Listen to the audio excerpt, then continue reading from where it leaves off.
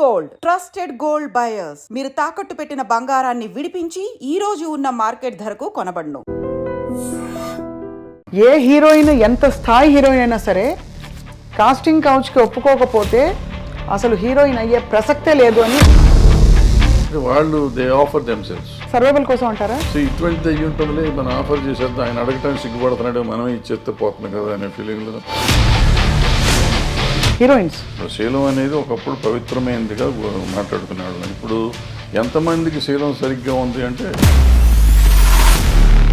అవసరం, నేను దీంట్లో సర్వైవ్ అవ్వాలంటే ఇది అయితేనే అవుతుంది అనుకుంటే. మీరు ఎప్పుడైనా ఇబ్బంది పడే సందర్భాలు ఉన్నాయా సార్? మరి జానీ మాస్టర్ ఇష్యూలో ఏమై ఉంటుంది సార్? Work place harassment. అలాంటి టైంలో నేను లొంగిపోవాల్సి వచ్చింది, నాకు ఆప్షన్ లేకపోయింది. రాత్రి 2 గంటలకి నా డోర్ వచ్చి కొట్టేవారు తాగేసి. నైట్ తలుపులు కొట్టేవాళ్ళంతా మందు కొట్టినాక వస్తారు. వాళ్ళకి ఏ విధమైన కంపల్షన్స్కి లొంగాల్సిన అవసరం లేకుండా పైకి వచ్చిన నటీమణులు ఎక్కడ వాడిని ఎక్కడికి వెళ్ళారు. అందరు హీరోల కంటే ఎక్కువ హైయెస్ట్ రెమ్యునరేషన్ తీసుకున్నారు. ఎంత సార్ ఆ రోజుల్లో ఎలా ఉండేది? మొన్నటి డాకు మహారాజ్ సినిమాలో పాట కూడా విమర్శకి గురైంది కొంత. బయట వాళ్ళ పార్టీలకు వెళ్తే, పబ్బుల్లోకి వెళ్తే మీకు అంతకంటే భయంకరంగా ఉంటున్నారు ఆడపిల్లలు. బోస్ గారు కరెక్ట్గా రాశారు, you have to control your self. అంటే కోకా కోకా కోకా కడితే కొరకరమంటూ చూస్తారు. సూరి సినిమా టైంలో మీరు ఇబ్బంది పడ్డారా డబ్బులకి? లాస్ట్ 2-3 ఇయర్స్ నుంచి నేను కంఫర్ట్ జోన్లో ఉన్నా. ఇప్పుడు సార్ పుష్ప లాంటి సినిమాలకి మేము వినడం ఎవరో చెప్పాం, ముత్యాల సుబ్బయ్య గారు చెప్పారనుకుంటాం, మొన్న 300 కోట్లు ఇలా ఉన్నాయి డైరెక్టర్ రెమ్యూనరేషన్స్ అని. నిజం చెప్పాలంటే నేను పుష్ప 2 చూడకూడదు అనుకున్నా. ఎందుకంటే బయట చెప్పిన మాటలు, అది షెకావత్ మీద ఉచ్చబోస్తాడు ఇటువంటి అనేది విని. మీ వివాహం ఎలా అయింది సార్? అది మా ఇంటి పక్క ఇల్లు, 2 ఇళ్ళు అవతల ఉండేవారు. లవ్ మ్యారేజే? అదే మరి ఇందాక ఏమన్నారు, ఫోటోలు కూడా చూడమని చెప్పారు సార్ మీరు.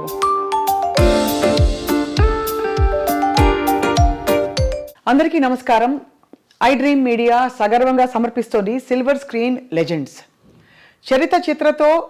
చరిత్రని మార్చే దిశగా తన ప్రయాణం మొదలుపెట్టి నిర్మాతగా, దర్శకులుగా, పొలిటికల్ కమెంటేటర్గా, ఇంకా పాలసీ మేకింగ్ ఇష్యూస్పై మాట్లాడే వ్యక్తిగా, సంఘంలో సమాజంలో ఏది జరిగినా కూడా తన వంతు కృషి చేసి ఏదో ఒకటి చేయాలనే తపనని కొనసాగించే వ్యక్తిగా మనందరికీ సుపరిచితులు, అందరికీ చాలా ఇష్టమైన వ్యక్తి తమ్మారెడ్డి భరద్వాజ్ గారు. వారి ప్రయాణంలో మనం అనేక మలుపులు చూసాం, అప్స్ అండ్ డౌన్స్ చూసాం. పూర్తి కమర్షియల్ హిట్ సినిమాలు తీశారు, అటు చాలా మెసేజ్ ఓరియంటెడ్గా అవార్డ్ విన్నింగ్ ఫిల్మ్స్ తీశారు. వీటన్నిటితో పాటు ఎన్నో అనుభవాల్ని ఆయన మూట కట్టుకున్నారు. ఎంత సింపుల్గా ఉంటారో, ఎంత హంబుల్గా ఉంటారో వారిని చూసి ఆశ్చర్యం కలుగుతుంది. ఇవాళ మామూలుగా మాట్లాడే ఇతరత్ర అంశాల కంటే కూడా వారి మనసులో ఏముందో వెలికి తీసే ప్రయత్నం ఇవాళ కార్యక్రమం. సార్ నమస్కారం. చాలా ఓపిక ఎక్కువ సార్ మీకు. హాయిగా ఈ ఇంటర్వ్యూ వల్ల మీకు ఏం వస్తుందో తెలీదు, కానీ మాకు సమయం ఇచ్చి అంత ఆత్మీయంగా you let us come into your personal space. Thank you so much. Sir, how are you doing? ఎలా ఉన్నారు? గుడ్ మా, వెరీ గుడ్. అప్పుడు చిరంజీవి గారితో మీరు వర్క్ చేశారు, ఆ తర్వాత ఎక్కువ ఆయనతో మళ్ళీ అలాంటి జర్నీ మీకు కుదరలేదా? లేక అలాంటి కథలు పడలేదా మీకు? ఎవరైనా ఒక టాప్ స్టార్తో వర్క్ చేద్దాం. కృష్ణ గారితో చేసాం, తర్వాత కృష్ణ గారితో చేసేది, పెద్దవాడి తర్వాత చేయలేను. అంటే నేను చేసిన వాళ్ళంతా అప్కమింగ్ ఆర్టిస్టులు చేసాం. చిరంజీవి కానీ, భానుచంద్ర కానీ, సుమన్ కానీ, శ్రీకాంత్ కానీ, చక్రవర్తి కానీ, అందరూ అప్కమింగ్. కృష్ణ గారు ఒక్కళ్ళే అప్పటికే ఎస్టాబ్లిష్డ్. ఆయన దగ్గర 300 సినిమాలు, 293వ సినిమా నేను చేసాను. సో ఆయన ఒక్కడితో నేను చేసాను, మిగిలిన మీకు ఎక్కువ సక్సెస్ ప్రొడ్యూసర్గా వచ్చిందా సార్, డైరెక్టర్గా వచ్చిందంటారా మీ దృష్టిలో? బికాస్ ప్రొడ్యూసర్గా మీరు మంచి సూపర్ హిట్లు కొట్టారు. అంటే నాకు పెద్దగా రెండిట్లోనూ రాలేదు నిజం చెప్పాలంటే. ప్రొడ్యూసర్గా మొదటి 2 సినిమాలు హిట్లు ఇచ్చాను. బాగా హిట్ ఇచ్చారు. కోతల రేడు, మొగుడు. డబ్బులు బాగా వచ్చాయి సార్? అప్పట్లో ఏమొచ్చి ఏం లేదు. సిల్వర్ జూబ్లీ ఆడితే నాకు గుంటూరులో సిల్వర్ జూబ్లీ ఆడితే 1,25,000 1,10,000 వచ్చింది షేర్. అంతే. అంటే ఇప్పటి లెక్కలో చూసుకుంటే మాక్సిమం 10 కోట్లు ఉంటుందా? ఇప్పుడే ఉండదు మరి. అంటే బడ్జెట్ కూడా అంతే పెరుగుతుంది కదా మరి. 10 లక్షల సినిమా, అది సినిమా అంతా 10 లక్షలే. 10 లక్షలేగా అప్పుడు. 1978 79 80 80లో మీకు 10 లక్షల బడ్జెట్తో మీరు సినిమా తీశారు. ఇప్పుడు ఒక 2 సీన్ల ఆర్టిస్ట్ని పిలవాలంటే 10 లక్షల కాల్ షీట్. అంతే కదా సార్, అలా మారిపోయాయి స్టాండర్డ్స్, ప్రొడక్షన్ బడ్జెట్స్. మారిపోయింది. అంటే రూపీ వాల్యూ కూడా పడిపోయింది కదా, రూపీ వాల్యూ లేదు. మీరు రీమేక్ చేసిన ఫిలిం బాజీగర్. బాజీగర్ వేటగాడుగా రీమేక్ అయినప్పుడు అంత సూపర్ హిట్ అయిన సినిమా ఎందుకు తెలుగులో అది జనానికి మనస్కరించలేదు? ఆ నెగిటివ్ షేడ్ ఉండే అలాంటి క్యారెక్టర్ని యాక్సెప్ట్ చేయలేదంటారా? అయ్యి ఉంటుంది, ఎందుకంటే రాజశేఖర్కి చాలా మంచి ఇమేజ్ ఉండేది. అతనికి కొంచెం స్ట్రిక్ట్ పోలీస్ ఆఫీసర్గా కానీ, లేకపోతే సమాజానికి పనికొచ్చే క్యారెక్టర్స్ చేసే క్యారెక్టర్ ఉందా, అతను మనసు పడ్డాడు వచ్చాడు అనుకోండి. కానీ అందుకు నచ్చలేదు, మళ్ళీ లేట్ అయిందో, ఏదో సంథింగ్ మన టైం బాగోలేదు, లేకపోతే నేను బాగా తీయలేదు, డైరెక్టర్గా నేను పెర్ఫామ్ చేయలేదు, ఏదైనా అయ్యి ఉండొచ్చు, ఏదైనా అయ్యి ఉండొచ్చు. దానిలో డబ్బులు కూడా చాలా పెట్టారు కదా సార్ మీరు, కొంత డబ్బులు అందులో పోగొట్టుకున్నారని అంటుంటారు. అయిపోయిన కథ కదా అది. అయిపోయిన కథలో సార్, కానీ బాధ వేస్తుంది ఎప్పుడైనా మీరు తలుచుకున్నప్పుడు. బికాస్ ఇప్పుడు నాకే, ఇప్పుడు ఫర్ ఎగ్జాంపుల్ మా స్థాయిలో మాకు ఒక షో సరిగ్గా రాలేదంటే అయ్యో ఇంకా బాగా చేయాల్సింది, అది వర్కౌట్ అవ్వలేదు. ప్రతి వాళ్ళకి వాళ్ళ వాళ్ళ ప్రొఫెషన్లో ఉంటుంది కదా sir. What was it that was మీకు? అంటే ఇట్ వాస్ వెరీ డిప్రెసింగ్, ఎందుకంటే what ever I last complete. నా కెరియర్ మొత్తం పోయింది, మొత్తం కెరియరే టర్న్ అయిపోయింది. అప్పటి వరకు మోస్ట్ సక్సెస్ఫుల్గా ఇండస్ట్రీలో ఉన్నవాడిని టోటల్గా ఆ రోజు నుంచి ఈ రోజు వరకు I could not cope up నిజంగా చెప్పాలంటే. అదర్వైజ్ నేను ఏదో వేరే ఈ ఫెడరేషన్లు, జనము, సినిమా ఇండస్ట్రీ వాటి వరకు పర్వాలేదు, కానీ as a producer or director I could not revive my self.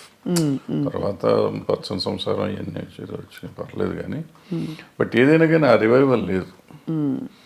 దాంతో డెఫినెట్గా అదే it was one of those things.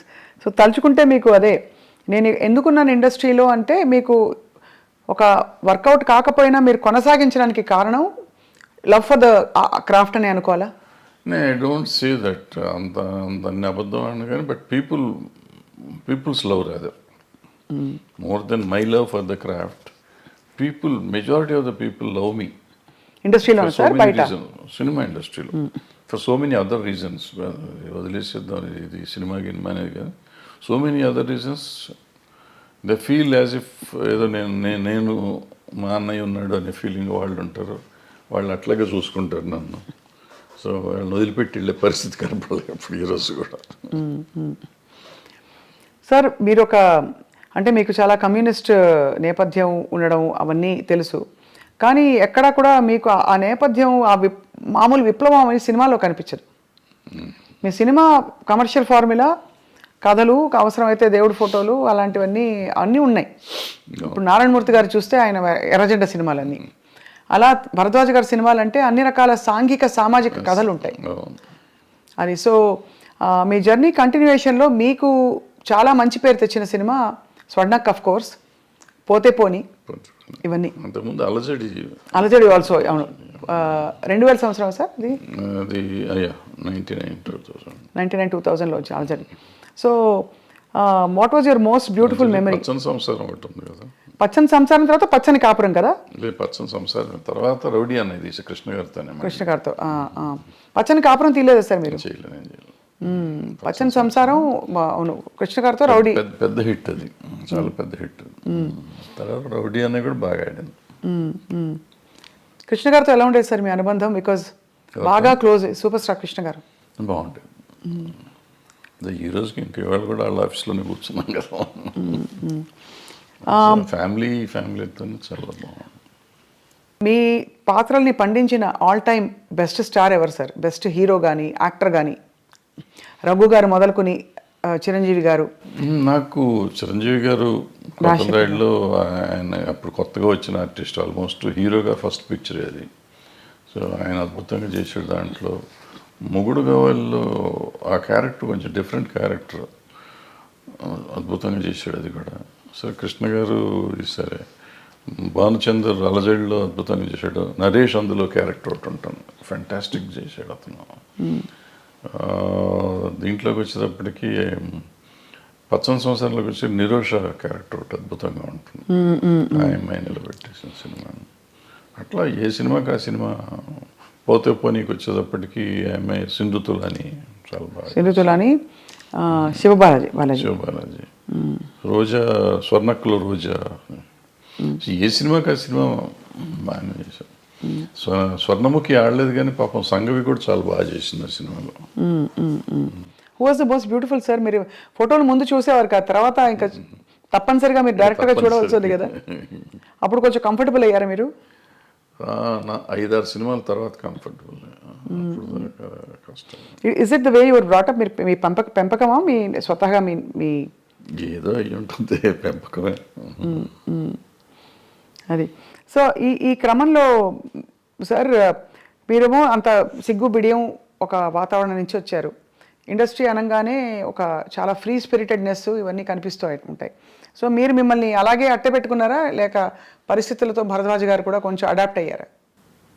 లేదు, చాలా తక్కువ. ప్రాబ్లీ 25% అడాప్ట్ అయ్యి ఉంటాను, నాట్ 75%, 25%. టు సమ్ ఎక్స్టెంట్ కొన్ని అడాప్ట్ అవ్వకపోతే బాగా సర్వైవ్ అవ్వలేం కదా. అవునవునవును. Like what sir? For example అంటే కొంచెం సోషల్గా ఉండడం, సోషలైజింగ్. సోషల్గా ఉంటుంది అంతవరకు. అది కూడా నేను పార్టీ బర్డ్ని కాదు, నేను బయటికి వెళ్ళను. ఎక్కడికి వెళ్ళరా సార్? ఫంక్షన్స్ అయ్యేవా ఆ రోజుల్లో? సినిమా ఫంక్షన్స్ ఎక్కువ? ఫంక్షన్స్ అంటే మాకు అప్పుడు ఆడియో ఫంక్షన్స్ అటువంటి, లేకపోతే సినిమా ఓపెనింగ్లు అట్లా ఉండే, అంతే తప్ప వేరే ఉండే. ఈవినింగ్ పార్టీస్ అయితే లేదు ఎప్పుడు? నెవర్. సార్ ఇప్పుడు చాలామంది సినిమా ఇండస్ట్రీ నుంచి సీనియర్స్ అయిపోయిన వాళ్ళందరూ, లేదు ఇంకా సినిమాలు అయిపోయిన డైరెక్టర్లు బయట వచ్చి భాష్యం చెప్తున్నారు. అప్పట్లో వాళ్ళతో వీళ్ళు వాళ్ళతో అని. ఇప్పుడు మనకి నేను పేర్లు చెప్పను, బట్ మీకు అర్థమైపోయి ఉంటుంది ఎవరి గురించి మాట్లాడతారో. వాళ్ళు చాలా అంటే ఆల్మోస్ట్ ఎపిసోడిక్గా చెప్తున్నారు, ఇలా అయ్యేది ఆ రోజు, ఇలా అయ్యేదని. వ్యక్తిగత జీవితాల గురించి కూడా కామెంట్ చేస్తున్నారు. అంటే ప్రతి మనిషికి వ్యక్తిగతం ఉంటుందమ్మా. ఇప్పుడు ఇట్లా ఉంటే ఇట్లాగే ఉండేవారు, ఇట్లా ఉండేవారు నీకు అది వ్యక్తిగతంగా రకరకాలుగా ఉంటారు మనుషులు. సో దాని వ్యక్తిగతాన్ని గురించి ఇప్పుడు మనం మాట్లాడటం కూడా అనవసరం. ప్రతి మనిషికి ఒక పర్సనల్ లైఫ్ ఉంటుంది. ఆ పర్సనల్ లైఫ్ కొంతమంది ఈ సినిమాల్లో మామూలుగా ఇప్పుడు ఈ కాస్టింగ్ కోచ్ అనేదో చెప్తూ ఉంటారు చూడండి. అవునవును. అది అందరూ చేస్తారంటే అందరూ చేయరు. ఇప్పుడు ఇవన్నీ కూడా మీరు చెప్పింది కానీ నేను చెప్పింది కానీ 1% టు బిలో 10% ఉంటారు అటువంటి. మీరు ఇండస్ట్రీ చూసారు కదా, అంతే సార్. ఏ హీరోయిన్ ఎంత స్థాయి హీరోయిన్ అయినా సరే కాస్టింగ్ కౌచ్కి ఒప్పుకోకపోతే అసలు హీరోయిన్ అయ్యే ప్రసక్తే లేదు అని ఒక మాజీ డైరెక్టర్ గారు ఒక బహిరంగ స్టేట్మెంట్ కాదు, ఒక ఇంటర్వ్యూలో చెప్పారు. ఆయన చెప్తూ ఉండొచ్చు, తప్పే ఉంది. వాళ్ళ నమ్మకం అయి ఉంటుంది, లేదా వాళ్ళ జరిగిందే, ఆయన చేసిన పని చేసిన కంపెనీల్లో అట్లా జరిగి ఉండొచ్చు. ఆయన ఎక్స్పీరియన్స్ ఏంటో మనకు తెలియదు కదా. నా ఎక్స్పీరియన్స్, నేను ఇన్ని సినిమాల్లో ఉన్నాను, ఇన్ని రోజుల నుంచి నేను ఉన్నాను. ఆల్మోస్ట్ 50 years అవుతాను నేను ఇండస్ట్రీకి వచ్చి. 50 yearsలో I have never seen that, to be frank. ఇది అబద్ధం కాదు, నిజం. ఇన్ఫ్యాక్ట్ నాకు రివర్స్ నేను ఎక్స్పీరియన్స్ చేశాను. ఫర్ ఎగ్జాంపుల్ ఎలా రివర్స్ అంటే ఏంటి సార్? వాళ్ళు they offer themselves, girls, women. అంటే ఆఫర్ అంటే సర్వైవల్ కోసం అంటారా? ఇంతే పాపం. వాళ్ళకి ఏముంటుంది, భయం. మనం ఏంటో తెలియదు కదా. సో ఇటువంటిది అయ్యి ఉంటుందిలే, మనం ఆఫర్ చేసేద్దాం, ఆయన అడగటానికి సిగ్గుపడుతున్నాడు, మనమే ఇచ్చేస్తే పోతుంది కదా అనే ఫీలింగ్లో. అలా ఉన్నారా సార్ హీరోయిన్స్? అందరూ ఎవరో ఒకళ్ళు ఉంటారమ్మా. ఇప్పుడు వీళ్ళు అడిగారు అన్న ఎంతమంది తక్కువ మంది ఉంటారో అట్లా అడిగే వాళ్ళు కూడా అంతే తక్కువ ఉంటారు. That's why I'm telling you. You are giving a parallel. అది అర్థమైంది. బట్ అలా బిట్వీన్ 1 to 10% ఉంటారు తప్ప. అప్పట్లో సెల్ ఫోన్స్ ఏవి ఉండేవి కాదు కదా సార్. ఏముండవు. అలా అడగడం ఎలా తెలిసేది మరి వీళ్ళకి? అంటే కబురు పెడతారా? అడగటం ఇవన్నీ డైరెక్ట్గా అడగటమే. అడిగేవాళ్ళు అనేవాళ్ళు డైరెక్ట్గా అడగటమే. ఏటో అడిగినా, వీళ్ళు అడిగినా వాళ్ళు అడిగినా, వాళ్ళైనా పెద్ద దానికి మొహమాటం సిగ్గులు ఏముండవు. It's very awkward sir. And అంటే ఇంత బ్యూటిఫుల్ పరిశ్రమలో ఈ ఒక్క విషయం ఇంత చర్చనీయాంశం అవుతుంది గత 10 ఏళ్లలో. అంటే చర్చనీయాంశం అంటే 2 రకాలమ్మది. ఇప్పుడు పిచ్చి ముందా పెళ్లి ముందా అంటే ఇప్పుడు ఇద్దరికి ఇష్టమైతే ఇప్పుడు అడగగానే లొంగిపోతారు అనేది కూడా నేను నమ్మను. అన్లెస్ వాళ్ళకి ఒక అవసరం, నేను దీంట్లో సర్వైవ్ అవ్వాలంటే ఇది అయితేనే అవుతుంది అనుకుంటే లొంగొచ్చు.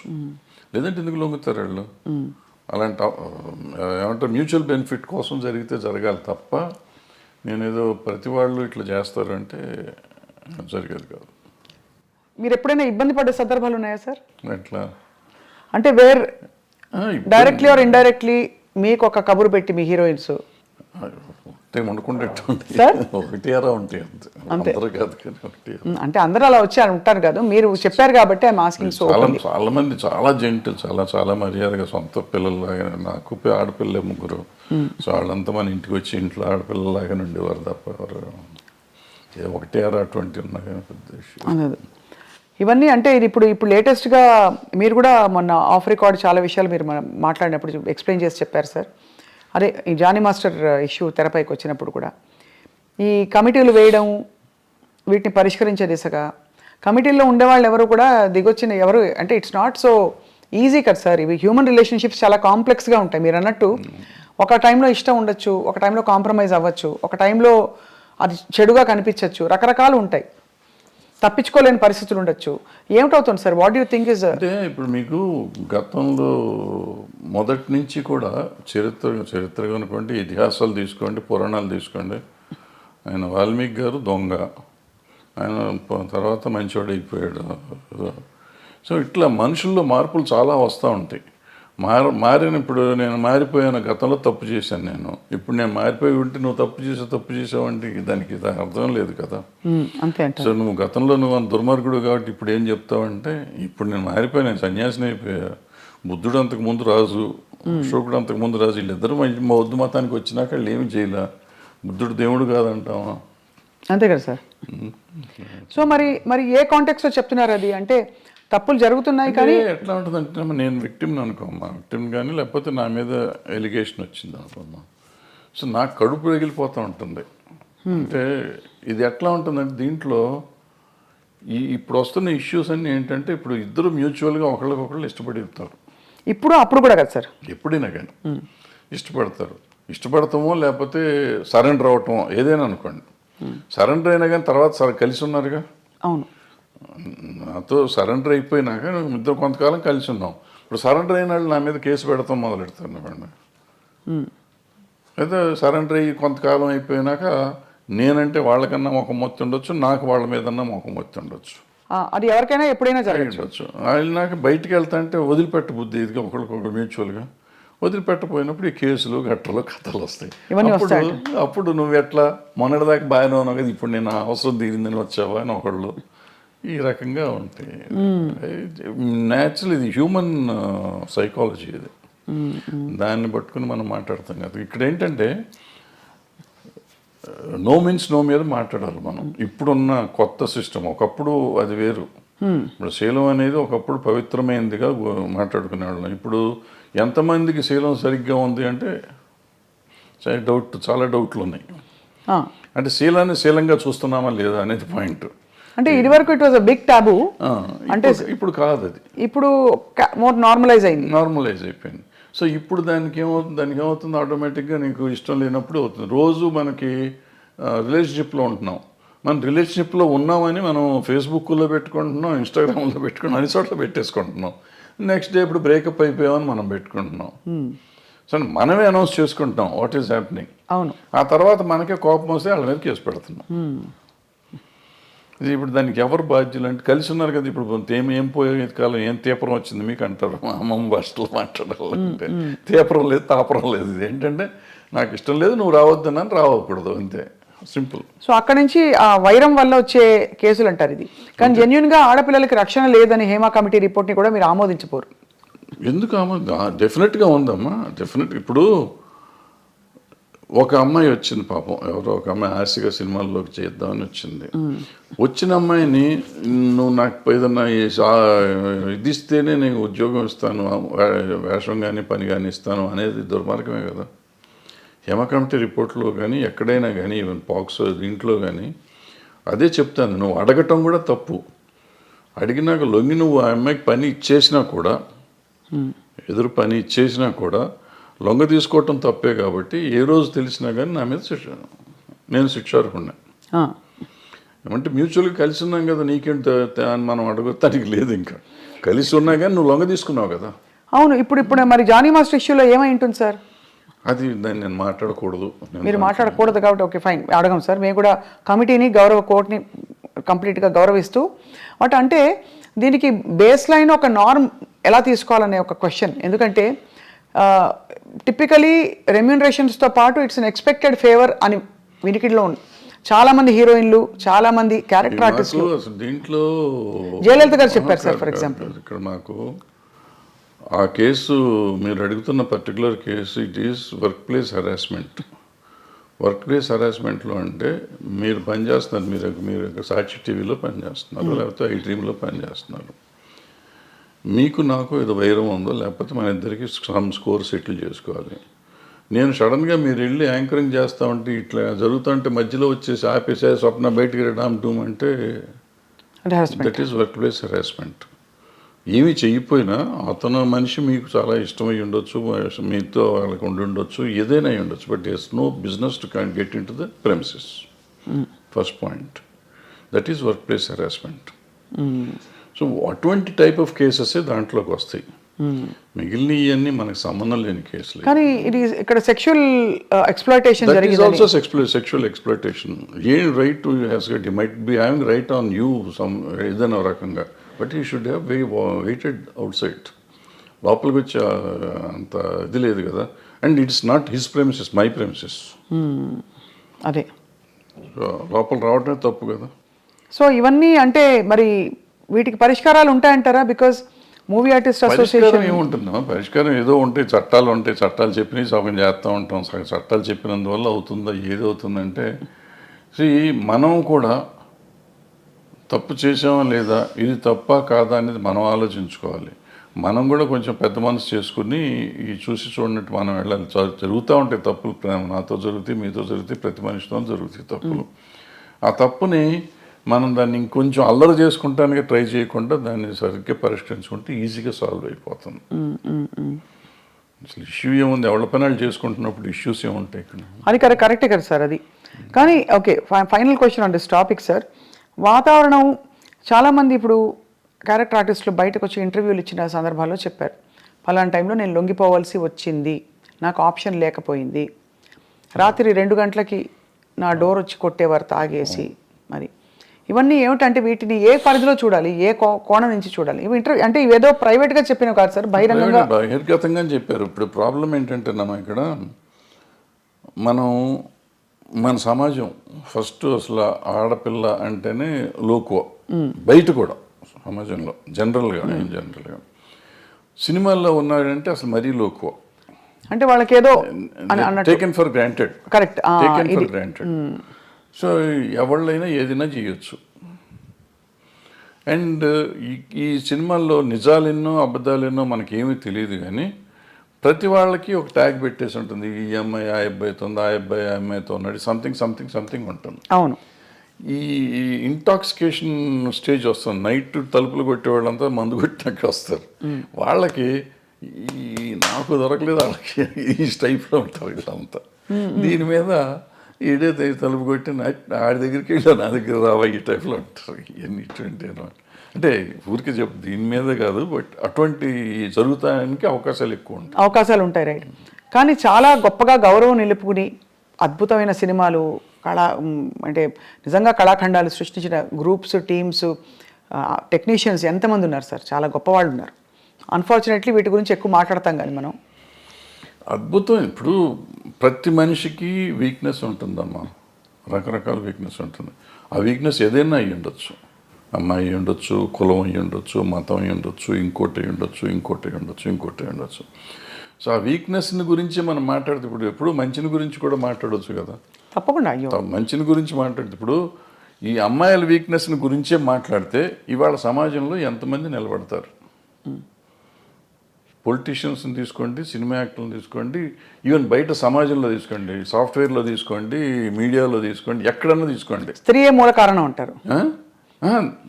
ఇప్పుడు నేను ఇది ఉంది కదా, ఈ కేసు ఉంది కదా, ఇది మన ఐసీని పెట్టిన కోర్టు, అదే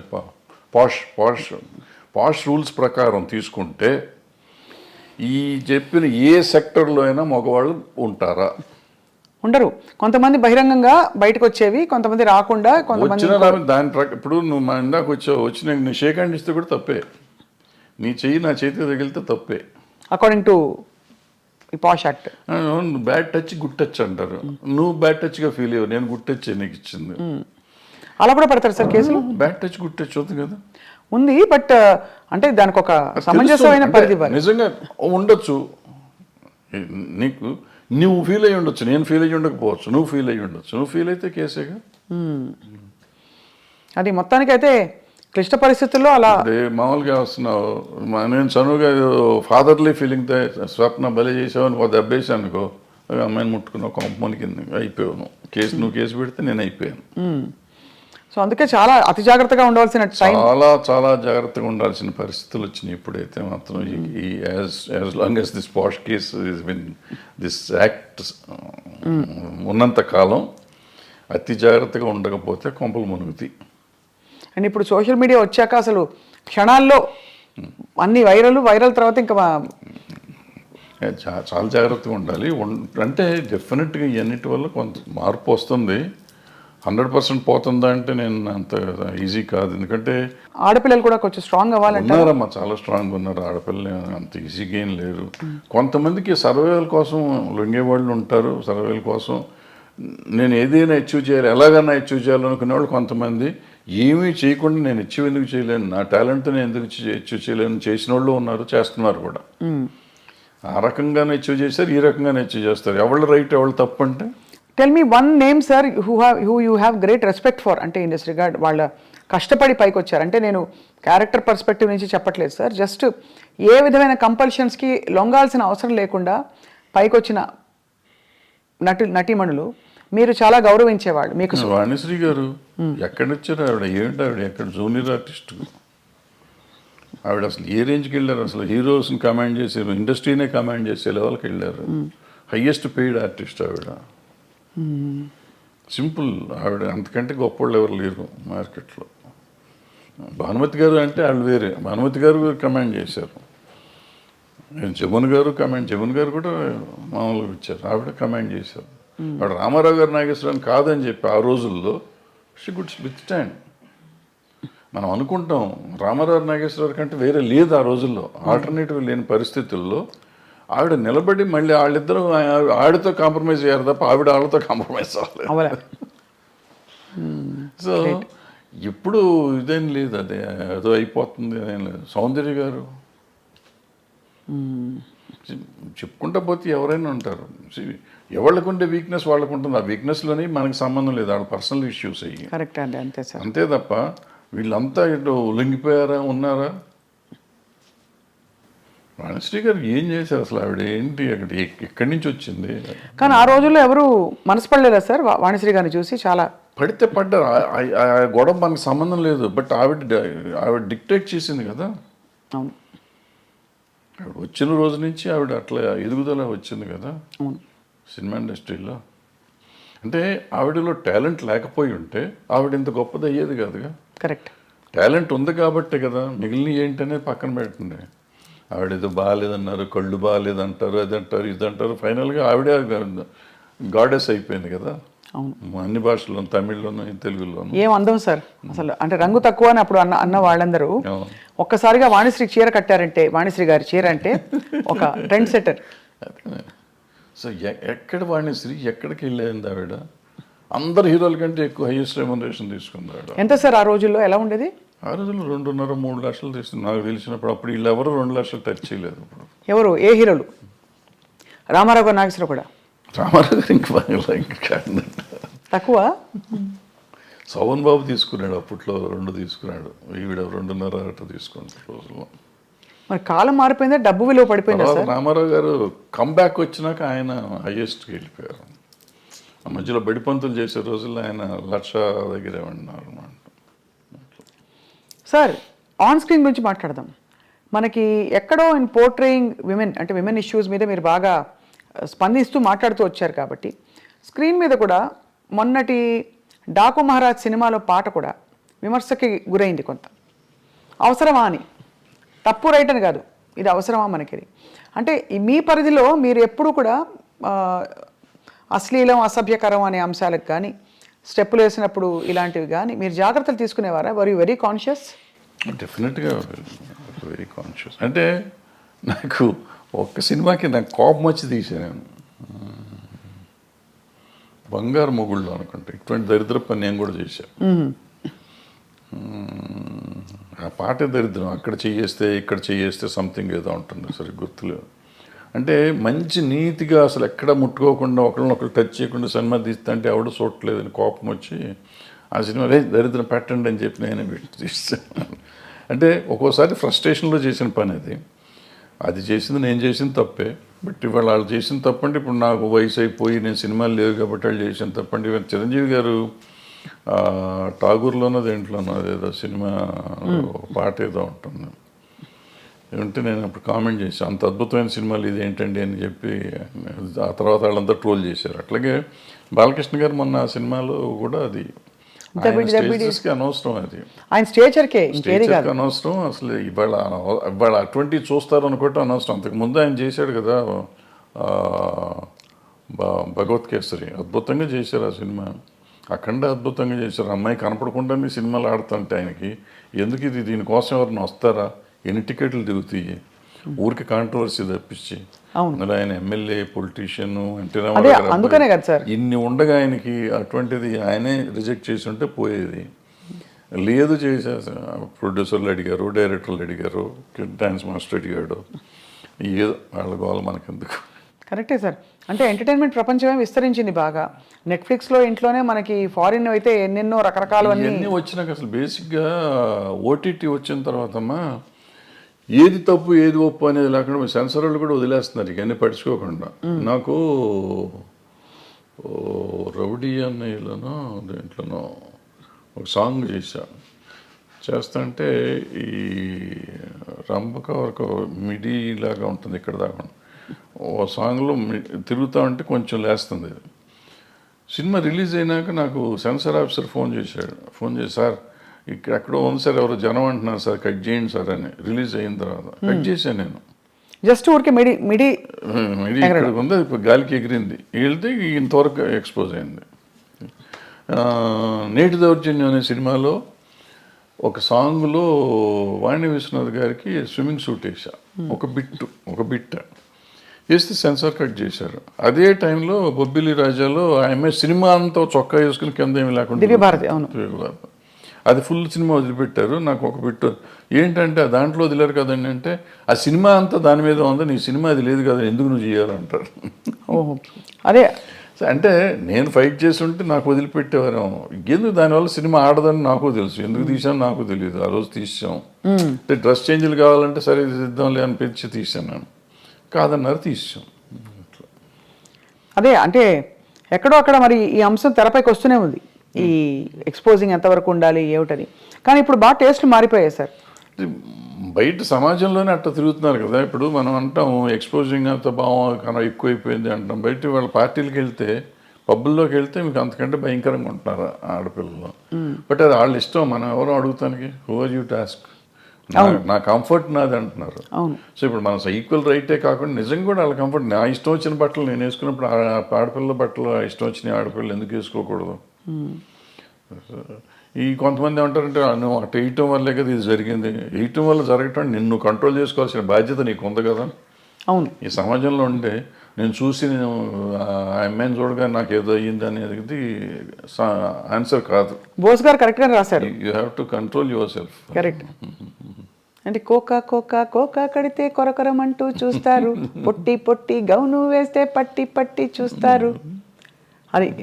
అది అంటే ఇంచుమించు మీరు అన్నట్టు అది అనాదిగా అది సృష్టిలో ఉండే ఒక వైపరీత్యం అలా కొనసాగుతుంది. అంటే సినిమా ఇండస్ట్రీ పాపం ఫోకస్లోకి వచ్చింది. కానీ అది సార్ మరొక అంశం, మీరు తెరపైకి చాలాసార్లు వచ్చి మాట్లాడారు, ఈ డ్రగ్స్ ఇష్యూ కూడా, ఇలాంటి కాంట్రవర్సీలు ఇవి బాగా, అంటే drugs because of the free money, easy money అందుబాటులో ఎక్కువగా ఉన్నది చిత్ర పరిశ్రమలో.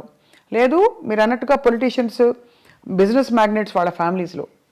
కాబట్టి దీనివల్ల ఎలా ఖర్చు పెట్టాలో తెలియక ఈ డ్రగ్స్ వీటి అలవాట్లు బారిన పడతారని చెప్పి కొంతమంది ఎవరో చెప్పారు, గ్లామర్ కోసం తీసుకుంటారని. Is that true sir? అసలు ఫస్ట్ పాయింట్ నువ్వు చెప్పిన దాంతో నేను ఏకీపించను. ఇదేంటంటే సినిమా ఇండస్ట్రీలో డబ్బు చాలా ఎక్కువ ఉంటుంది అనేది నమ్మన్నాను. అసలు సినిమా ఇండస్ట్రీలో వచ్చే కొంతమంది దగ్గర డబ్బులు వస్తే బాగుంటుంది. చాలామంది 80% మధ్య వాళ్ళు డే టు డే ఎక్స్పెన్సెస్ కూడా ఎత్తుకునే బ్యాచ్ ఉంటారు. ఓ 10% ఉంటారు నువ్వు చెప్పిన డబ్బులు ఎక్కువ ఉన్న వాళ్ళు ఉంటారు. కొంతమంది ఎడిక్ట్స్ అవుతారు. ఇప్పుడు మన స్కూల్లో పిల్లలు ఉంటున్నారు, స్కూల్లో పిల్లలు దే ఆర్ ఎడిక్ట్స్ నౌ. వాళ్ళకి ఇది ఈ డ్రగ్ కొనే డబ్బులు లేకపోతే వైట్నర్ ఉంటుంది కదా, వైట్నర్ తినేసి దాన్ని అలవాటు చేసుకుంటున్నారు. ఈవెన్ రైల్వే కూలీలు అలవాటు చేసుకుంటున్నారు అటువంటి. సో ఇవన్నిటికీ ఏంటంటే వాటిని అరికట్టే మార్గం మనం ఎత్తుకోవాలి. సో డబ్బు ఉంటే వస్తారు, డబ్బున్న వాళ్ళే చెడ్డవాళ్ళు, డబ్బు లేని వాళ్ళు మంచివాళ్ళు అనే శాస్త్రం ఎక్కడ లేదు. ఈ దురలవాట్లు అనేవి డబ్బు ఉన్నా లేకపోయినా అవుతుంది. సో ఈ అలవాటుని అరికడతాం ఎట్లా అనేది మనం ముందు ఆలోచిస్తాం. అంటే ఈ డబ్బుని దానికి లింక్ చేయకూడదు ఫస్ట్. అవును, దురలవాటుకి డబ్బుకి లింక్ చేయకూడదు. వ్యసనం అనేది డబ్బుతో రాదు, వ్యసనం నేచర్తో వస్తుంది. సో నేచర్ని కంట్రోల్ చేయాల్సిన బాధ్యత, నేచర్లో ఉన్న దీన్ని వ్యసనాన్ని కంట్రోల్ చేయాల్సిన బాధ్యత తల్లిదండ్రులకో లేకపోతే ఫ్రెండ్స్కో తీసుకోవాలి బాధ్యత. ప్లస్ మనం పర్సనల్గా పెరుగుతున్న కొద్దీ చేసుకోవాలి. అదేనా మీరు చెప్పినట్టు ఏదో అదేది అందం కోసం మనం ఈ తీసుకుంటారు అనేది నాకు కరెక్ట్ కాదు. కాదు. అంటే స్టెరాయిడ్స్ చేస్తారు, కండలు కనపడటం కోసం స్టెరాయిడ్స్ తీసుకుంటారు అంటారు. అది కూడా ఎఫెక్ట్ చేస్తుంది. అది కరెక్ట్ కాదు, తీసుకోవటం కరెక్ట్ కాదు. కానీ అంటే డెఫినెట్గా మీరు అన్నట్టు ఒక వాతావరణం అయితే ఖచ్చితంగా ఒక ఫ్రీ వాతావరణం అయితే కొన్ని పరిశ్రమల్లో ఎక్కువ కనిపిస్తుంది. లైక్ ఉంది అన్ని చోట్ల, కాలేజెస్ దగ్గర అమ్ముతున్నారు, స్కూల్స్ దగ్గర అమ్ముతున్నారు, పబ్బుల్లో అమ్ముతున్నారు, ఎక్కడ పడితే అక్కడే అమ్ముతున్నారు తీసుకొచ్చి. సార్ మీరు డబ్బులతో కాదని చెప్పారు, ఆ రోజువారీ సర్వైవల్కే చూస్తున్న వాళ్ళు కూడా చాలా మంది ఉన్నారు ఇండస్ట్రీలో. సార్ సూరి సినిమా టైంలో మీరు ఇబ్బంది పడ్డారా డబ్బులకి? నేను సినిమా తీసిన ప్రతి సినిమాకి ఇబ్బంది పడతాను, దీనికి ఇబ్బంది పడలేదు.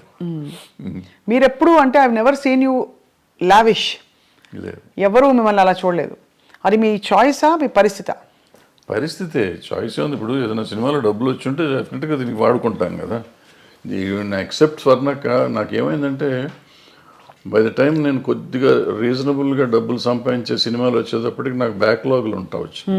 ఆ బ్యాక్లాగులు తొలగించుకుంటూ రావటానికి సో ఇప్పుడు కంఫర్ట్ జోన్లోకి రాలేకపోయాను. నిజంగా చెప్పాలంటే లాస్ట్ 2-3 ఇయర్స్ నుంచి నేను కంఫర్ట్ జోన్లో ఉన్నా. లాస్ట్ 2-3 ఇయర్స్లో కూడా నేను ఎక్కడో అంతకుముందు ఐ డ్రీమ్లో పనిచేశాను ఒక సంవత్సరంన్నర. అది కంఫర్ట్. తర్వాత ఏదో వేరే ఛానల్లో పనిచేశాను. అదే నా కంఫర్ట్ జోన్. నాకు నిజంగా చెప్పాలంటే ఇంతకాలం ఈ 76 ఏళ్ళ జీవితంలో last 2-3 years comfort zone.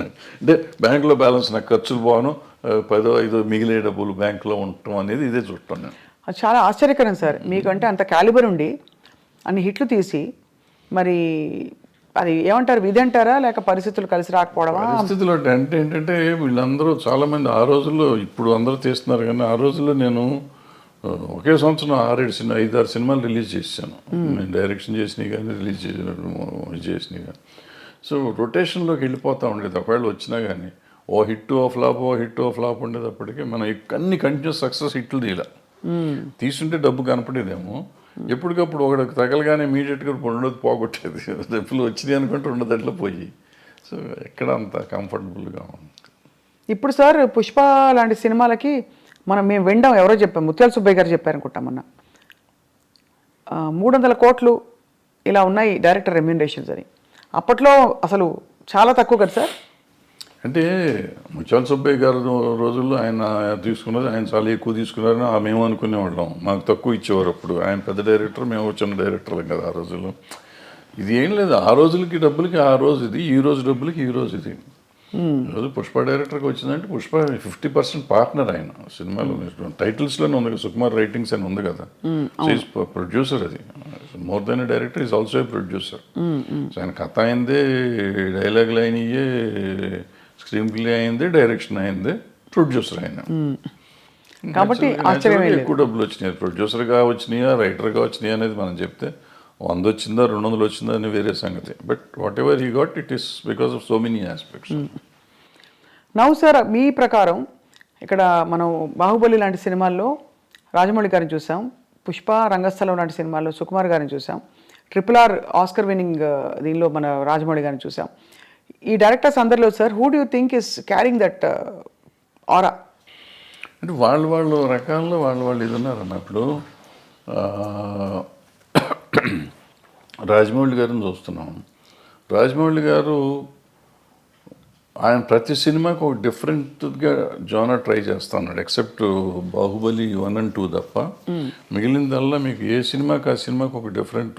Regular commercial అయినా కానీ మొదటి సినిమాల్లో ఏం చేసామంటే ఆయుధాలు మార్చేవాడు.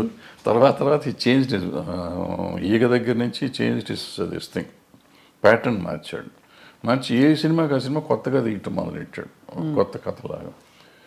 డిఫరెంట్ కొత్త కథ కూడా కొత్తగా ఉండకపోయినా కానీ ఒక కొత్త బ్యాక్డ్రాప్ కొత్తగా ఉండటం అంతా డిఫరెంట్గా ఉంది. ఈగ తర్వాత ఇది మర్యాద రామన్న ఒక డిఫరెంట్ ఇది. ఆ తర్వాత వచ్చేటప్పటికి బాహుబలి, మగధీర, ఎక్కడికక్కడ మీకు సెపరేట్గా డిఫరెంట్గా వస్తున్నాడు ఆయన. సో రావటంతో మీకు ఆయన ఒకటి ఇదైంది. ప్లస్ ఆయనతో పాటు ఆయన కొత్తగా కనిపెట్టింది ఏంటంటే director should be A marketing man. ఇంతకుముందు మా డైరెక్షన్ వాళ్ళకి మాకు మార్కెటింగ్తో సంబంధం ఉండేది కదా. ప్రొడ్యూసర్స్ వస్తాడనే పద్ధతిలో ఉండేవాడు. రాఘవేంద్రరావు దగ్గర నుంచి మేమంతా అయిపోయేప్పుడు. బట్ ఈయన వచ్చేటప్పటికి how to market a film అనేది ఆయన నేర్పించాడు వాళ్ళ ఇండస్ట్రీకి.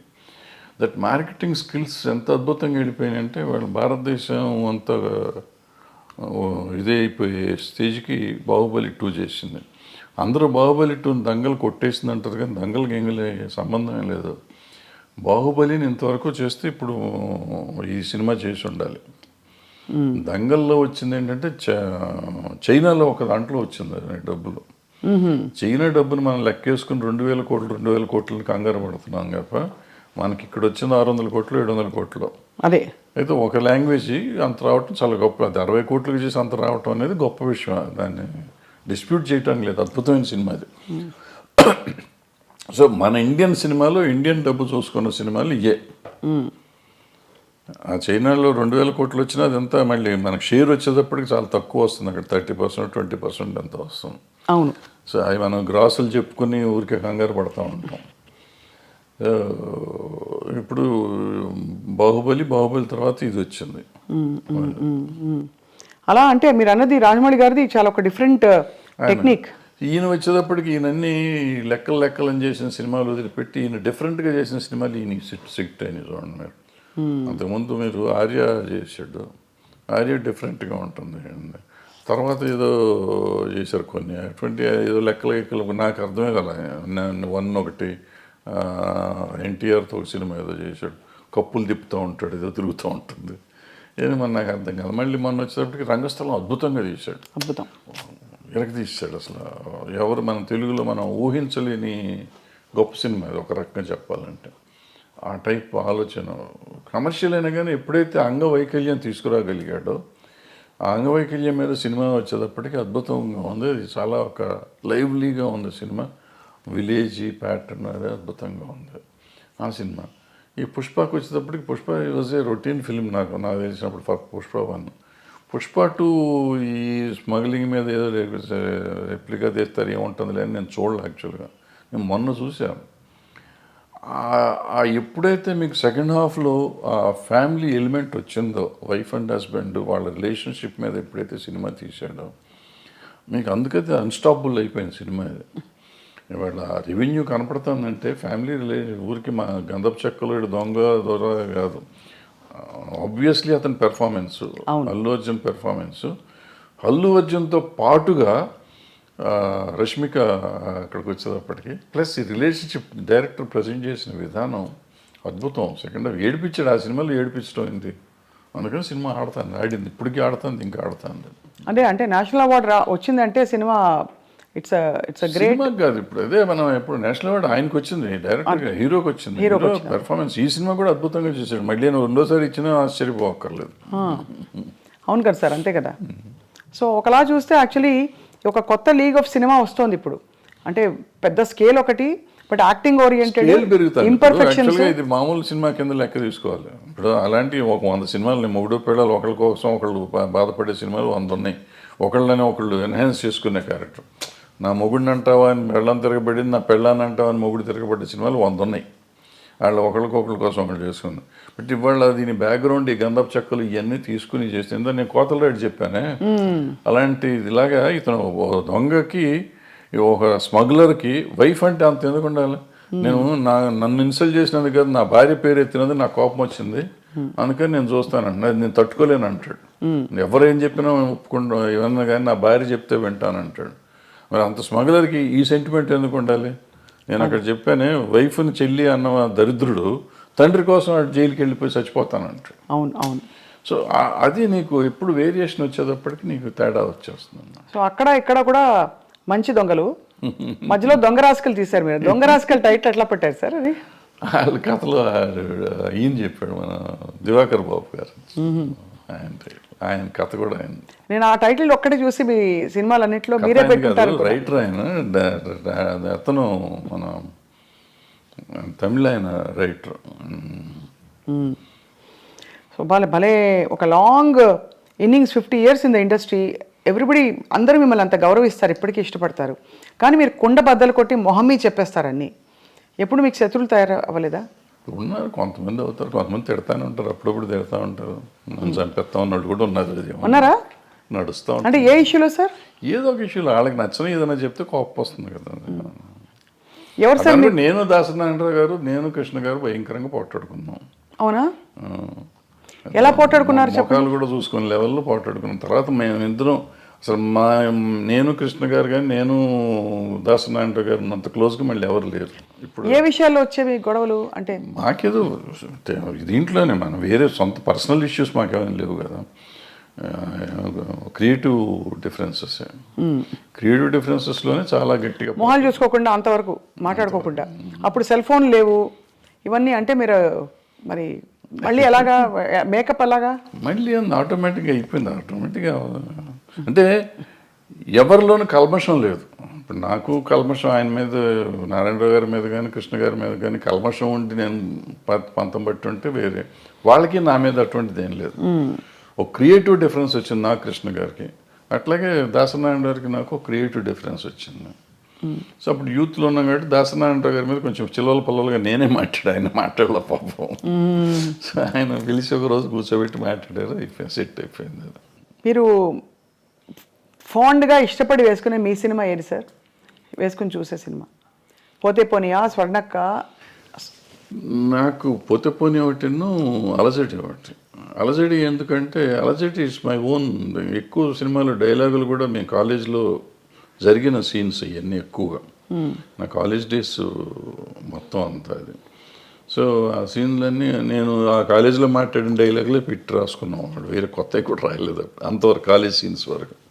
సో అందుకని కొంచెం నాకు ఇష్టమైన సినిమా అది.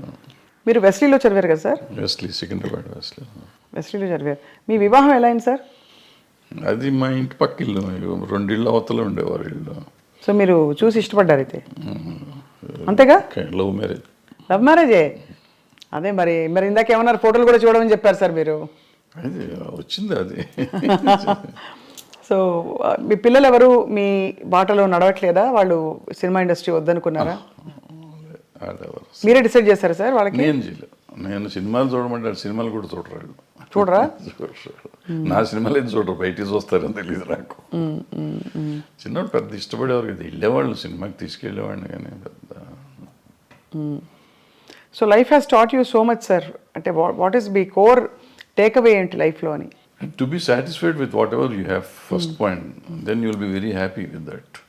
అంతే తప్ప నాకేం లేదు, నా కళ్ళు ఉన్నారు, వీళ్ళు ఉన్నారు, ఇక నా కళ్ళ ముందు ఉండి వీళ్ళు వెళ్ళిపోతున్నారు అని మనం బాధపడిపోతాం అంటే you lose lot of things.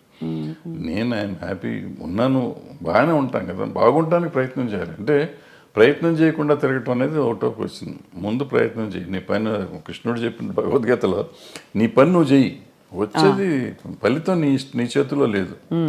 ఫలితం ఒక్కోసారి ఏదైనా రావచ్చు, కరెక్ట్, అవును, ఫలితం లేకపోయి ఉండొచ్చు, బట్ నీకు కృషి అయితే ఉండాలిగా. అవును, కృషి చేస్తూనే ఉండవు, so that will be very happy, హెల్దీగా ఉంటావు. Ultimate result is not yours, వచ్చినప్పుడు వస్తుంది. దేవుడు నమ్ముతారా సార్ మీరు? నేను నమ్మను. మరి కృష్ణుడు దేవుడు కాదా? అంటే ఆయన చెప్పిన భగవద్గీత నమ్ముతారు? ఏదైనా నమ్మటం అనేది ఏముందమ్మా దీంట్లో. ఆయన చెప్పింది ఇప్పుడు అందరూ ప్రపంచం అంతా నమ్ముతుంది కదా భగవద్గీతని, అందులో ఆయన చెప్పింది నేను చెప్తున్నాను. కానీ మీరు నేను చెప్పటం కదా, నేను ఏదో ఇదేం కాదు. అదే కదా అంటారు మన లైఫ్ జీవనసారం అంటారే, జీవనసారం అంతకంటే ఏముంది. మనం చేయాల్సింది చేయకుండా నాకు లేదు. ఇప్పుడు మనం చాలామంది సినిమా ఇండస్ట్రీలో ఉన్నాళ్ళు అంటారు, నాకు సినిమా ఇండస్ట్రీ నేను ఎవడు రమ్మన్నాడు. నువ్వు యూ చూస్ యువర్ సెల్ఫ్. మీరు ఇక్కడికి వచ్చి దీన్ని కావాలని కోరుకుని ఏదో ఇస్తారంటే నువ్వు సాధించాలి. వాళ్ళు చిరంజీవి గారు, ఎన్టీ రామారావు గారు, నాగేశ్వరరావు గారు వీళ్ళంతా సాధించి వాళ్ళు గొప్పవాళ్ళు అయ్యారు. చాలా కష్టపడి ఉంటారు కదా సార్ ఇంత. వాళ్ళలాగా వాళ్ళు వచ్చేసింది, వాళ్ళకి అంత వచ్చింది నాకెందుకు రాలేదంటే వాళ్ళలాగా నువ్వు ఏమైనా చేసావా? నువ్వు చేయలా. నువ్వు చేసింది చేస్తే నీ పరిధికి ఎంత ఉందో అంత పరిధి నీకు వస్తానే ఉంది. నీ టాలెంట్కి సంబంధించి ఇప్పుడు నేనున్నానమ్మా, నేను సినిమాల్లో 1 వేషం వేసి ప్రకాష్ రాజ్కి అంత ఇచ్చేస్తున్నారు, ఆడిని పెట్టుకుని నన్ను ఎందుకు పెట్టుకోలేదంటే నాకు పర్సనాలిటీ ఉంది కదా. ఆయన యాక్టరు, ఇవాళ దేశాన్ని ప్రపంచంలోనే ఆయన పేరు చెప్పుకునే అంత గొప్ప యాక్టర్ అతను. అవును, అతనిలాగా నేనున్నాను, ఒడ్డు పొడుగున్నాను, డైరెక్ట్ చేశాను, 2 సినిమాలు యాక్ట్ చేశాను, ఆయన పెట్టుకుంటారు నన్ను పెట్టుకోరని ఏడిస్తే నా ఆరోగ్యం చెడుతుంది తప్ప ఏం రాదు, పోదు, నాకేం రాదు. సో దిస్ కంపారిజన్ కానీ లేదంటే అసలు మనం వేరే కానీ ఆలోచించకుండా మనం చేయాల్సింది చేసుకుంటూ పోతూనే ఉండాలి. వచ్చినప్పుడు వస్తుంది. సార్ తెలుగు ఫిల్మ్ ఛాంబర్ ప్రెసిడెంట్గా మీరు వ్యవహరించారు. మూవీ ఆర్టిస్ట్ అసోసియేషన్లో మూవీ ఆర్టిస్ట్ మెంబర్ని కూడా కాదు అంటే కాదు, బట్ జరుగుతున్న మార్పులు పరిణామాలు, ఆర్ యూ సాటిస్ఫైడ్ అంటే as a senior film technician? అంటే బేసిక్గా మనం అసలు మూవీ ఆర్టిస్ట్ అసోసియేషన్ అనే దాని గురించి పెద్దగా ఎక్కువ మాట్లాడుకోవటం అవసరం లేదు. ఎందుకంటే కంటే ఒక 800 మంది మెంబర్స్ దాంట్లో 200 మంది అసలు వాళ్ళు ఉన్నారో లేరో వాళ్ళకే తెలియదు. కానీ అంత ఢిల్లీ ఎలక్షన్ లెవెల్లో చేస్తారు కదా సార్, దాని ఊరికి చేసుకుంటారు వీళ్ళు, చేస్తారు, అనవసరం, చేయాల్సిన అవసరం లేదు. అది ఈవెన్ ఛాంబర్ ఎలక్షన్ కూడా నేను మొన్న లాస్ట్ బిఫోర్ ఇయర్ ఎప్పుడు జరిగితే ఎందుకు చేస్తున్నారు ఇట్లా, దాన్ని పోయే కాలం వచ్చిందని తిట్టొచ్చారు, మీడియా ముందే తిట్టొచ్చాను ఆ రోజు. అంతే, మనకి ఏదో సరదాగా ఎలక్షన్ చేసుకోవాలి తప్ప దీంట్లో రూపాయి వచ్చేది లేదు ఎవరికి. ఫస్ట్ పాయింట్, మన టైం వేస్ట్. బట్ నువ్వు సర్వీస్ చేద్దామని వచ్చినప్పుడు డబ్బులు ఎందుకు ఖర్చు పెడతావు? నువ్వు చేసే సర్వీసే ఎక్కువ, సర్వీస్ చేస్తున్నావు. సర్వీస్ చేస్తానికి వచ్చి నువ్వు ₹1,00,00,000 ఖర్చు పెట్టి నువ్వు వస్తే నీ మోటివ్ ఏంటి? నీ మోటివ్ సర్వీస్ మోటివ్ కాదు. ఇంకా పవర్ వల్ల వచ్చేది కూడా ఏం లేదు. ఏముంటాం పవర్ వల్ల? మ్యాక్సిమం ఎప్పుడన్నా చీఫ్ మినిస్టర్ ఇంకోళ్ళు పిలిస్తే మీటింగులకు పిలిచినప్పుడు వీళ్ళు కూర్చుంటే ఏమిస్తారు అక్కడ, అటుకులను జీడిపప్పు ఇస్తారు, అంతే, ఒక కప్పు కాఫీ ఇస్తారు.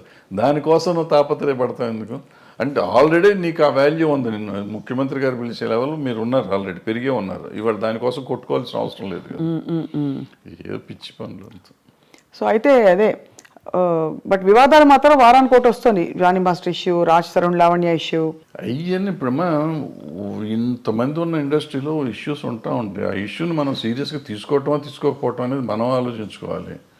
ఏదో ఉంటాయి, ఉన్నప్పుడు దానికి పెట్టుకోవటం. సార్ మోహన్ బాబు గారి ఇంట్లో జరిగిన తగాదాలు ఏవైతేనా మీరు ఒక అంటే టెక్నీషియన్గా, సినిమా ఇండస్ట్రీ వ్యక్తిగా మీరు సమాధానించి చెప్పారా? ఎవరికి? ఆయనతోనా? ఆయనతో ఇది ఏదో అది పర్సనల్గా కదా. ఒకవేళ నేను మాట్లాడినప్పుడు నేను పబ్లిక్లో చెప్పకూడదు కదా. ఇప్పుడు నేను నిజంగా వాళ్ళ వెల్విషర్ని అయితే ఒకవేళ నేను వెళ్ళి అక్కడ ఏళ్ళు పెట్టుంటే, పెట్టానా లేదా అనేది తర్వాత సంగతి, పెట్టుంటే అక్కడ ఏం జరిగింది ఇక్కడికి వచ్చి ప్రమోషన్ కాదు, ఏం జరిగింది కాదు సార్. బట్ అసలు అంటే అది బాగా బహిరంగంగా అయిపోయింది కదా, వాళ్ళే మీడియాకి వచ్చారు. ఇప్పుడు వాళ్ళు బహిరంగంగా ఉన్నారు, నేను బహిరంగంగా ఉండకూడదు. నేనని కాదు, ఎవరైనా కానీ, ఎవరు ఇంటర్ఫేర్ అయినా కానీ, ఇంటర్ఫేర్ అయిన వాళ్ళు బయటకు వచ్చి ఇట్ట జరిగిందని చెప్తే ఇక వాళ్ళు పెద్ద మనిషి ఎట్ అవుతారు వాళ్ళు. ఫస్ట్ పాయింట్ అది తప్పు. రెండోది అటువంటివి జరగటం విచారకరం. అందులో మనవాళ్ళు కావాల్సిన వాళ్ళు, పిల్లలు మంచివాళ్ళు, తండ్రి మంచివాడు, ఈ రకాల ఎందుకు సమస్య వచ్చిందని నాకైతే అర్థం కాలేదు. నాతో అందరూ బాగుంటారు, 4-3 పిల్లలు బాగుంటారు, ఆయన బాగుంటారు, మోహన్ బాబు గారు బాగుంటారు, అందరూ వెరీ నైస్ పీపుల్. చాలా మర్యాదగా నాతో చాలా అంకుల్ అంటారు పిల్లలు, ఆయన తమ్ముడు అంటూ ఉంటాడు. వాళ్ళ ఇంట్లో అట్లా జరిగిందంటే నాకు నిజంగా బాధగా ఉంది. I just really wanted to go and speak, but ఏమో ఎందుకు డెలికసీస్ వాళ్ళవి మనకి ఎందుకని నేను అడగలేదు. మొత్తానికి సార్ అయితే ఇప్పుడు అంటే there is a lot of turmoil going on around అనిపిస్తుంది సమాజం చూస్తుంటేనే. అది అన్ని చోట్ల ఉందమ్మా, సమాజంలోనే తేడా వచ్చేసింది. అది ఎందుకు వచ్చింది అంటే ఇప్పుడు మానవత విలువలు అనేవి పోయినాయి చాలా చోట్ల. మనం విలువల గురించి మాట్లాడతాం కానీ విలువలే లేవు. ఇప్పుడు ఇంతకుముందు అనుకున్నాం శీలం అనేది విలువ, ఆత్మీయతలు, మన సంబంధాలు, మానవత సంబంధాలు విలువలు ఉండేవి. ఇప్పుడు అవన్నీ పోయినాయి. ఏదో ఉంటున్నాం, అందరం కమర్షియల్ అయిపోయాం. ఆ కమర్షియల్లో ఉన్న దాంట్లో ఇవన్నీ వాల్యూస్ లేవు కదా. వాల్యూ అనేది ఉంటే కదా. కొన్నిసార్లు వాల్యూ కోసం మనం అన్ని పోగొట్టుకునే కథలు చాలా ఉన్నాయి. అవును, గౌరవం కోసం అన్ని చేయాలి అని చెప్పి, అటువంటిది ఇప్పుడు గౌరవం లేదు, తక్కువలేదు. అందుకే ఒక ఫుల్ఫిల్మెంట్ రావట్లేదు జీవితంలో కదా. ఇప్పుడు ఇందాక చెప్పిన పుష్ప కథ కానీ, లేకపోతే మా కొత్త లేడి కథ కానీ, అదే ఫుల్ఫిల్మెంటు.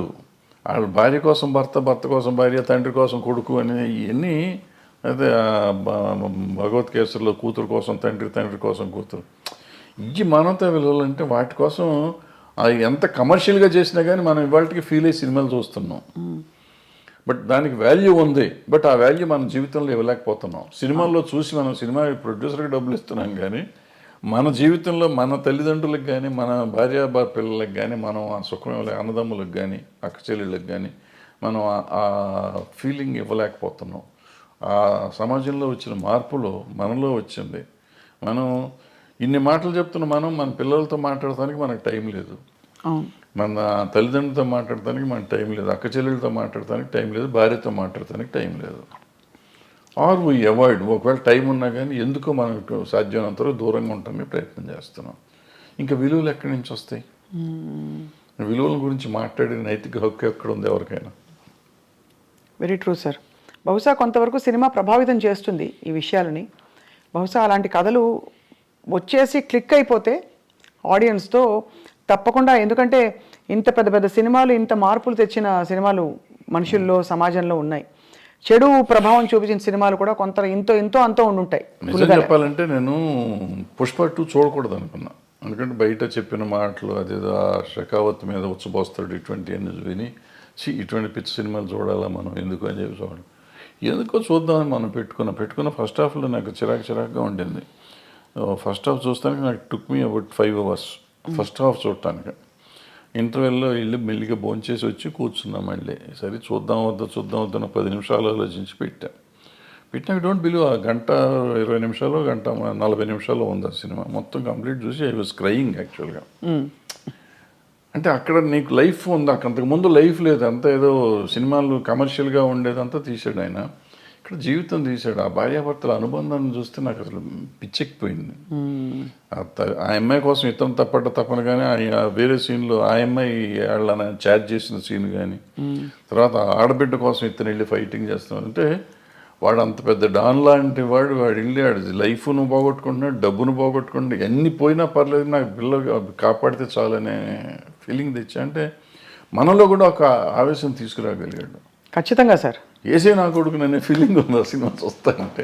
వదిలిపెడతావేంటారు నువ్వు అసలు అనే ఫీలింగ్ ఉండేది.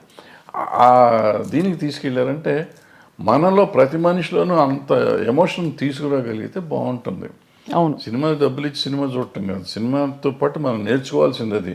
మనం అది వదిలిపెట్టేస్తాం. దాంట్లో వాడు స్మగ్లింగ్ ఎలా చేశాడు, ఎలా దొంగతనం చేశాడు, ఎవరిని చంపాడు, ఎలా చంపాడు, అల్లు అర్జున్ కత్తితో కొట్టాడా చంపాడా, ఇది ఆలోచిస్తాం. అల్లు అర్జున్ అనే క్యారెక్టర్ రష్మిక అనే క్యారెక్టర్ని ఎంత బాగా ప్రేమించాడు, రష్మిక అనే క్యారెక్టర్ అల్లు అర్జున్ అనే క్యారెక్టర్ని ఎంత బాగా ప్రేమించింది, అంటే నా క్యారెక్టర్స్ ఒరిజినల్ని అనేది మనం ఎవరిని ఆలోచిస్తున్నాం. Very very true sir. I think human values, relationships నిలబడ్డప్పుడే టోటల్ సక్సెస్ అని చెప్పచ్చు. సినిమాకి కావచ్చు, జీవితాల్లో కావచ్చు. కానీ భరద్వాజ్ గారు మీరు మళ్ళీ వెబ్ సిరీస్ కానీ ఇంకా ఏమన్నా వెంచర్స్ కానీ, క్రియేటివ్ వెంచర్స్ చేసే అవకాశాలు ఉన్నాయా? ఏమన్నా వర్క్ చేస్తారా? చెప్తున్నా కదా, నేను పని చేస్తానే ఉంటా, ఖాళీగా ఏం లేను. ఏదో ఇటువంటి కథ రాసుకోవటం రైటమో చేస్తా ఉంటాను. మనకి అవకాశం కూడా రావాలి కదా, అవకాశం వస్తే చేస్తానికి రెడీగానే ఉన్నాం. బట్ నేను ఇందాక చెప్పినట్టు I keep on trying to do something. అవుతుందా అవదా నాకు తెలియదు, అయినప్పుడు అవుతుందా, అవ్వకపోతే కూడా నష్టం లేదు, అయితే లాభం లేదు. But you're always in the news, and everybody watches your videos. మీ వీడియోస్కి చాలా మంచి స్పందన చూశాను నేను. కాబట్టి పొలిటికల్ ఇష్యూస్ కావచ్చు, సినిమా ఇండస్ట్రీలో అవుతున్న అంశాలు కావచ్చు సార్, ఎప్పుడు మీరు ఏదో ఒక కొత్త విషయం చెప్తారు, లేదు పాత విషయం అయినా కొత్తగా చెప్తారని ఆశిస్తూ ఉంటాం, ఎదురు చూస్తూ ఉంటాం మీ దీనికోసం. సో అది సార్, చాలా ఆనెస్ట్ కాన్వర్జేషన్ సార్ ఇవాళ. ఇంత డీటెయిల్గా ఎప్పుడు మాట్లాడి నాకు తెలియదు, కానీ మీ సినిమాలో నేను నటించాననే ఒక చిన్న విషయాన్ని నేను ఇప్పుడు పోతే పోనీ. అందరికి పోతే పోనీ సినిమాలో పోయినలో నేను ఆబ్లిగేట్ చేసి చాలా ఎంజాయ్ చేశాను sir those few days of work. ఆ క్యారెక్టర్ కూడా నా రియల్ క్యారెక్టర్ కాబట్టి, జర్నలిస్ట్ క్యారెక్టరే కాబట్టి నాకు ఐ ఫెల్ట్ ఎట్ హోమ్. అది thanks for the opportunity sir. And తప్పకుండా మీతో టచ్లో ఉంటాం. అప్పుడప్పుడు ఏమన్నా ఉపద్రవాలు వచ్చినా, సునామీలు వచ్చినా వచ్చి మళ్ళీ మిమ్మల్ని పలకరిస్తాం. సునామీ ఎందుకు వచ్చింది భరద్వాజ్ గారు? తప్పకుండా. Thank you sir. నమస్కారం. నమస్తే.